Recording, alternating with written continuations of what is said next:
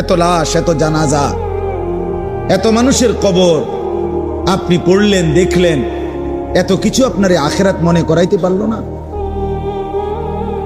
এত কিছু আপনারে কবর মনে করাইতে পারলো না? আস্তাগফির। আহা, আপনি তো বড় পাষাণ, আপনি তো বড় শক্ত মানুষ, আল্লাহ মাফ করে দেন। স্ত্রী হবে কেমন? কোমল, নমনীয়, শুনবে, আনুগত্য করবে। যে কথাগুলো কোরআন সুন্নাহর মধ্যে আছে এগুলো শুনবে, আনুগত্য করবে, স্বামীর সম্মান বুঝবে। সারাদিন স্বামী বাহির থেকে কষ্ট পরিশ্রম করে বাসায় ঢুকে, তার চেহারা দেখলেই যেন সব পরিশ্রম ভুলে যায়, এমন হবে স্ত্রী।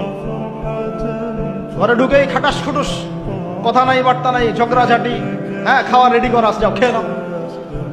আপনারা কি মনে করেছেন? নবী করিম সাল্লাল্লাহু আলাইহি ওয়াসাল্লাম বলেছেন, আল্লাহর পরে যদি আমি কাউকে সেজদা করার আদেশ করতাম, আমি মেয়েদেরকে বলতাম তারা যেন স্বামীদেরকে সেজদা করে। মাথা গরম করবেন না, কখনোই অস্থির হবেন না, আতঙ্কিত হবেন না, ধৈর্য ধারণ করুন। কারণ ধৈর্য এমন একটা গাছ, চারি গায়ে কাটা, কিন্তু ফলটা বড় মিষ্টি।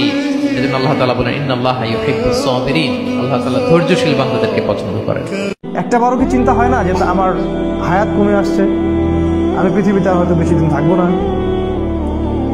সুবহানাল্লাহ, সময়ের কসম, আল্লাহ পাক সময়ের কসম করে আমাদেরকে সময়ের দিকে দৃষ্টি দিতে বলছেন, সময়ের সম্পর্কে সচেতন হতে বলছেন।